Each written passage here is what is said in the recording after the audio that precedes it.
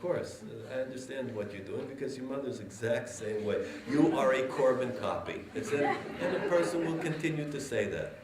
That type of speech will certainly not bring about the desired result. Our result is to build people up, to give them good self-esteem, to let them know how much that we like them. That is when an individual will realize that they have a job to do in marriage, and the job is never ending. Take Hakaras HaTov. Hakaras HaTov, just saying thank you.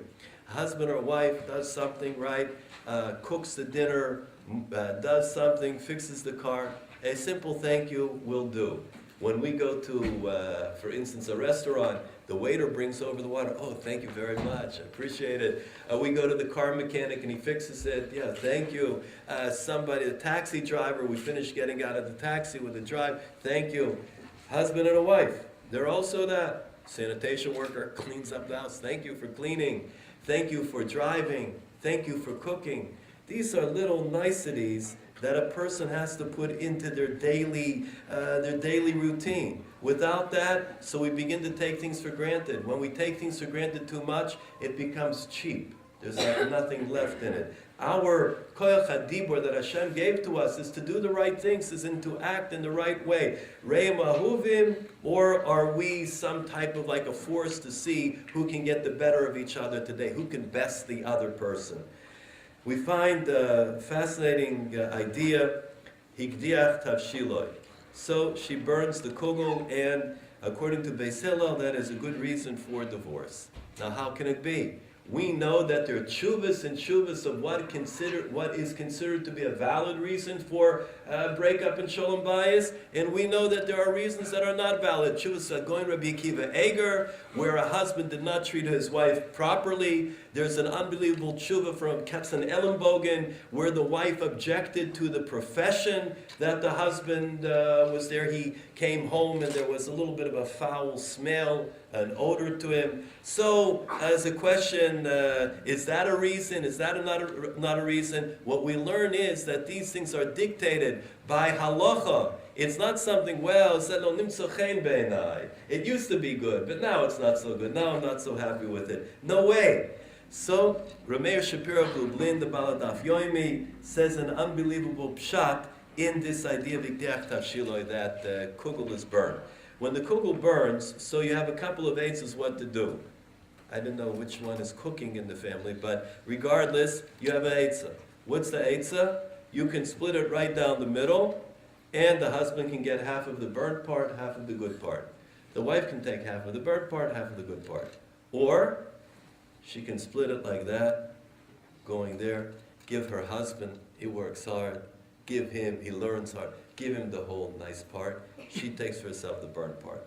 Or she can say, I slaved over the oven, give him the whole burnt part, and take for herself the whole good part. Higdiach tab shiloi. Says the great Rameir Shapiro of Lublin, if she gives him all the burnt part, and that's the attitude, that's the ashkaf of the house, so then things are not so good. Rav Shlomo Kalina said that the way that a person will treat his family is the way that that person will be treated. And there are so many chazal that talk about parnasa in the family, the brachas in the isha, hatzloch in the family, the brachas in the isha. A person has to be extremely careful. What do we learn in chazal? The sensitivities of a woman. We learn about the sensitivities. It's not the same. When we're fighting with each other, two men, that's different. Two women, that's different. A man and a woman, that is a completely different idea. And it's further than Mars and Venus, much further. Because we don't begin to understand the sensitivities of each other, which are so very basically different that a person would have to study for a long time and learn all of the Svarim and Chazal, even in order to grasp the smallest bit. So we have a few different things that come within the context of Shalom Bayis, and those things which are in Shalom Bayis are things that are, I would say, pivotal, that a person has to keep in mind each and every day. And I would like to go through just one or two of them. to be sholet on emotions. Emotions. A person has to watch their emotions because basically there are things that get under our skin very quickly. And we have to control ourselves. We all do. A person has to be very careful. The reason that the mouth is over here and the heart is over here and the brain is on top is what comes out of our mouth has to be a good combination of the koyach of our seichel and the koyach of our leiv, the seed of the regesh, the seed of emotion. Not everything that's on my heart am I allowed to say. Certain things, in fact all things, have to be put through the brain process. I have to be meshabed all of my thoughts and my emotions to the Borei Olam. What does Hashem Yisbarach want me to do in this moment? Do I react right away? Or not every single thing has to be responded to. I can wait a day. I can wait 2 days. I'm bothered by it, so I want to say it right out. You know, in today's world, you say it right out. You fire off an email, right? Used to be, you had to write out a letter. You had to find paper. I'm not such a good writer, and I have to sit and write down the page and what I think about, and then I have to, I never have a stamp anyhow, so I have to wait till I go to the post office, and then by that time I lost the letter, and then I write it. Finally, after a couple of weeks, I say, you know what, it's nothing gay, I'm not going to send this letter. But today it's quick. Today it's instant messaging, right? So as soon as I have something, you know what I think of you, but it's not. You have everything right there. That's regesh. That's a problem. That's a problem.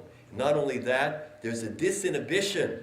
According to the world of psychology today, when a person is writing in certain forms of electronic communication, that lets out all the inhibitions that we usually would have. There are things that I wouldn't say, but I can text it and I can say exactly what I want. I can try it and see how the reaction is and then get it back. That's asur. A person to do such a thing, it's forbidden. Halavai, there shouldn't be texting in the world. You know where texting has taken us? Oh, it's so unbelievable. You can text all the time. I had a yid that came in, someone in trouble, a young man. And I thought that he was extremely nervous. On the desk where I'm sitting together with him in the study, so there's a ledge that comes out where he was sitting. So I noticed that he was fidgeting his hands all the time. And I said, Nebuch, I'm making this guy so nervous. I feel terrible about it. And he keeps going like this in his hands. I wanted to stop and, get him some lunch or something. So I said to him at one point, is this making you uneasy? No, Rabbi, please continue. And he's going like this. I got a telephone call in the kitchen. I had to get up. In Nebuch, I noticed that he's got the text underneath, and he's going back and forth. He's in on a problem. He needs to hear an eitzah. His life is in shambles, but the texting goes on. That's a problem. It's a problem. And it's immediate. So emotions get right out. I'm going to say exactly what I want. Sit on it for a while. You don't have to say anything. You don't have to respond. Not every argument, but this, it's like you go into the supermarket and two people are there fighting on who got first in line. So you did this and then they go, no, and that, and I saw you do that and that. You take a look at them. They're foolish. Just stop. Sen Orena has a lot of chokhmah. Sen Orena says you can always tell who's right. Who is right? The person that stops arguing first. They're right. Sen Orena, there's a lot of chokhmah in there. If we would realize that, so we would be careful sometimes when the regesh starts to be build in us and climb, we have to keep it down. It says, your words, benachas nishmoim, that a person that says words and they're careful and they're quiet about it, they will be heard. In order to get us to what we think is in order that our words are heard, we have to raise our voice and then we make a point and we're yelling at the top of our lungs, right? No. That's not a point at all. That's when I say, I'm not listening to a word that this person is saying. My defense mechanism has just gone up and I will not listen to anything. When a person will say something quietly and they'll be gentle and I will feel that they really are speaking from their heart, so then I'll be able to listen. And therefore, the word Moshel, the one who rules over their emotions, they create shalom. Jumble up the letters. On the other hand, regesh, Gerushin, send away, person that's moved only by their feelings inside, a person that right away wants to respond out of emotion, That